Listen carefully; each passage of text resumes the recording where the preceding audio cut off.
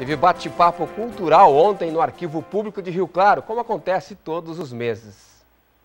Na edição número 80 de seu bate-papo cultural, o Arquivo Público debateu as mulheres negras e o trabalho doméstico em São Paulo. O encontro deste mês reuniu representantes da comunidade negra em Rio Claro e outras pessoas interessadas no tema. A gente está tentando mapear um pouco essa história do negro em Rio Claro e na região.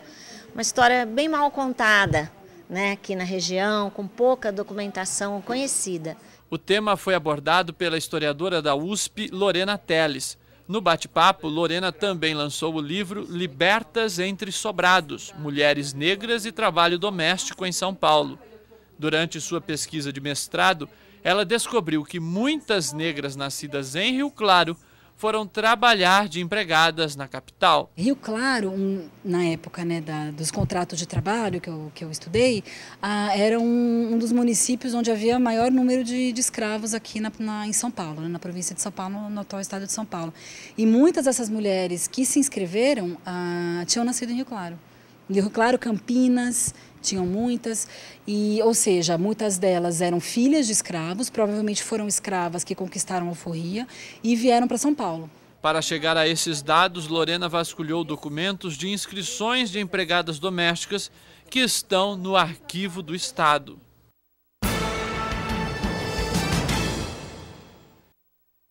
Olha, tem boa notícia no esporte, o Rafael Perobon já está aqui para contar toda essa história para a gente. Ele que está aqui para falar, mas esteve ontem lá para, em loco, presenciar, né, Rafael? Testemunhar, né? Exatamente. Essa vitória importante de Rio Claro, do Rio Claro Basquete, contra a Liga Sorocabana, um time que era adversário direto na luta contra o rebaixamento. Agora acho que ficou um pouquinho mais fácil.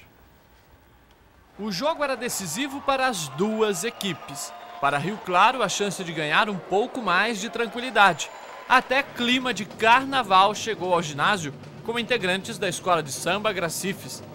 Já a Liga Sorocabana tinha a partida como uma chance de se reabilitar depois de 14 derrotas seguidas. Mas a determinação do time da casa foi o que fez a diferença. Nem sombra daquele time xoxo que jogou contra Macaé, por exemplo. O que será que mudou? Primeira coisa, a postura defensiva. Estamos nos cobrando em diminuir os pontos, em marcar mais e trabalhamos na defesa. Com uma defesa consistente, Rio Claro só tomou 12 pontos no primeiro quarto. Fez 21. Duda Machado entrou com as mãos calibradas. Isso aí fez 14. Ele foi o cara do jogo. Anotou 32 pontos. Foram 7 cestas de 3. A gente está uma vitória dos playoffs. As duas equipes que estão na nossa frente com uma vitória só são as duas equipes que a gente ganhou fora de casa, que é Brasília e Uberlândia. A gente vai jogar contra eles em casa. O momento mais tenso foi no segundo quarto, quando a Liga converteu vários chutes de 3. Depois de muitos xingos de Marcelo Tamião, o Rio Claro reacendeu e em mais um lance de Duda foi para o intervalo com 4 pontos de vantagem. 82-70, placar final. Vitória da defesa sólida, da vontade e da persistência. Finalmente o Rio Claro pode respirar mais aliviado. A torcida comemora a vitória contra o lanterna da competição. A defesa hoje não só foi o ponto, como tem que ser o ponto sempre, né? Eu acho que dentro de uma defesa forte facilita muito o ataque. Então a gente tem que entender que a gente tem que marcar muito forte, tem que se doar muito na defesa para facilitar as coisas no ataque. Nós estávamos devendo para a torcida, para todos que vêm nos prestigiar, um jogo melhor, uma postura melhor. E graças a Deus as coisas têm fluído e as coisas estão acontecendo e vai melhorar mais ainda. Olha, Rafael, falando de defesa, o basquete ganhou essa tônica mesmo. Eu lembro quando o Guerrinha treinou Rio Claro aqui, logo que Rio Claro retomou o basquete, ele tinha feito um curso nos Estados Unidos, lá na NBA, de defesa. Defesa, um negócio de não tomar ponto. E aí lá no ataque as coisas vão fluindo melhor, né? Exatamente, aí é o foco, né, de todo jogo. Até o Marcelo Tamião ele disse, não é só hoje, a gente não pode tomar muitos pontos sempre, a gente tem que ter uma defesa forte toda a partida. infelizmente não é sempre que isso acontece, né? Ontem o time estava muito bem postado, o time na verdade entrou ligado, viu, Paulo? A verdade foi essa. O time entrou concentrado, não se perdeu em nenhum momento da partida. A Liga Sorocabana marcou em cima, por isso que o placar em nenhum momento ficou muito vantajoso não para Rio Claro, sempre foi ali 4 pontos, 6 pontos, no máximo 12, não passou de 12 que foi o resultado final. Então a Liga Sorocabana veio se defender bem, o problema deles é que o time não acerta a cesta, viu?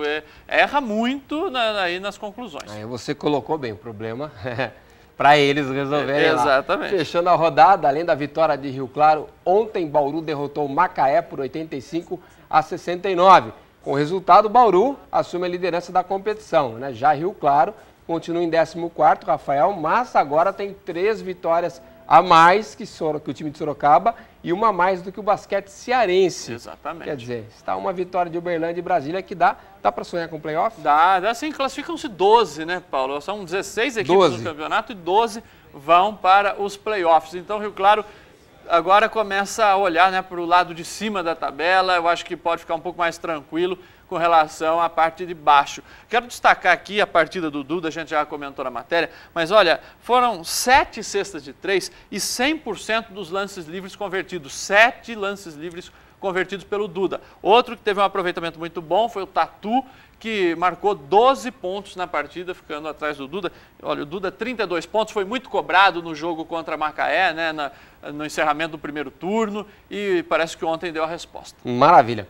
Agora, falando de futebol, o Velo Clube está focado na estreia deste sábado, Rafael. Mas ainda falta o técnico João Valim definir o time que inicia a partida contra o Rio Branco. Pelo menos é o que ele está dizendo. Debaixo de chuva, João Valim falou pouco com os jogadores e já botou todo mundo para treinar. Há 2 dias da estreia na Série A2, tem que usar bem o tempo.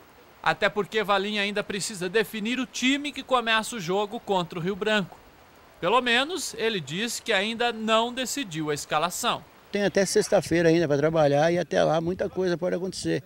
Então eu procuro definir sempre no último trabalho da semana. Aí eu tenho certeza do time que eu vou começar jogando. Por isso, cada treino é uma chance dos jogadores mostrarem serviço e convencerem o treinador de que merecem uma chance no time titular. Estamos lapidando a equipe para fazer primeiro jogo. Apesar de Valim não abrir a escalação, alguns jogadores têm vagas praticamente garantidas, como o zagueiro Bernardi e o volante Neander. Neander se destacou nos jogos treinos da semana passada. Ele marcou gols contra a Inter de Limeira e o São Bento.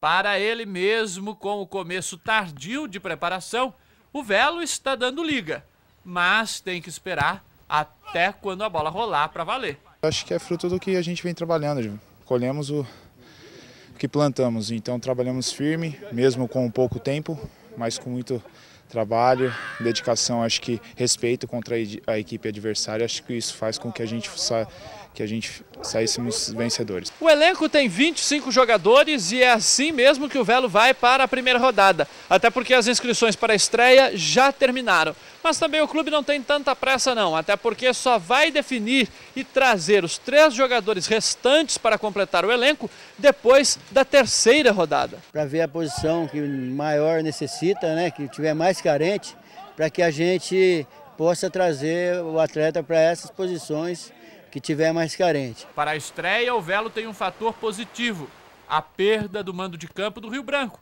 que precisou mudar o jogo para Jundiaí, ou seja, campo neutro. Toda a equipe gosta de jogar em casa e quando você perde um mando é bem complicado, mas sabemos que é uma grande equipe que nós vamos enfrentar, uma equipe experiente também, então temos que ir atento. Seguindo aqui no futebol, o Arquivo Público Histórico de Rio Claro resolveu resgatar a história do futebol amador da cidade, que tem uma história longa e muitas curiosidades, né? Exatamente. No ano passado, o Arquivo lançou um livro para contar um pouco dessa história aí, um livro que recorda centenas de equipes que fizeram parte da história do futebol rioclarense. Quem disse que a história do futebol amador fica gravada apenas na lembrança de quem viveu cada episódio? Em Rio Claro, a existência centenária de equipes de futebol foi documentada, virou livro. O futebol é presente na vida da cidade desde seu começo, né? Desde o início. Então, acho super importante a gente poder fazer esse registro, né?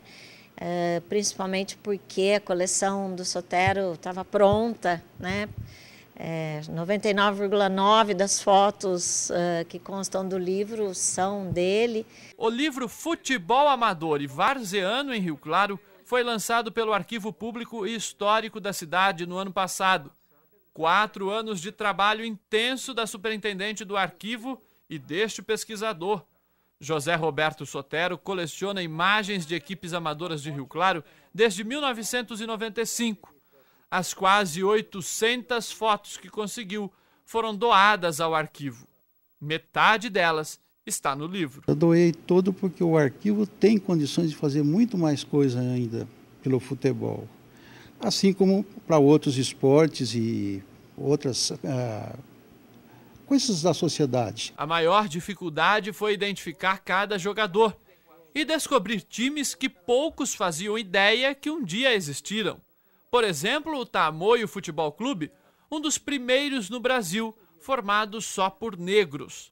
O Ayangás é o primeiro que foi fotografado, de 1906.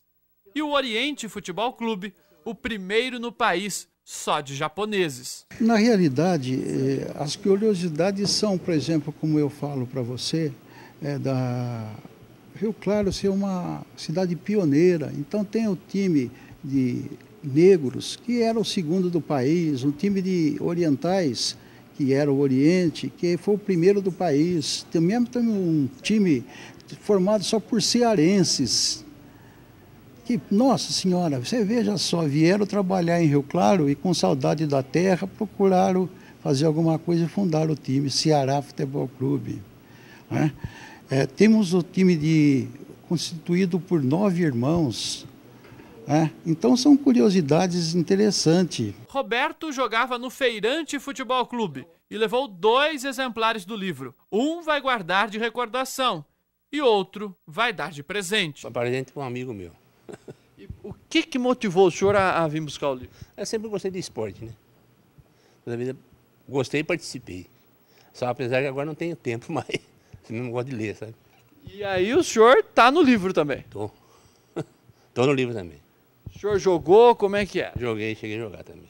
Os próximos trabalhos de Sotero e do arquivo serão sobre outras modalidades bastante vitoriosas em Rio Claro: o futsal e o basquete. Um desafio que eu tenho aí é junto a amigos que jogaram basquete, que é um esporte que eu nunca pratiquei, mas tenho muitos amigos.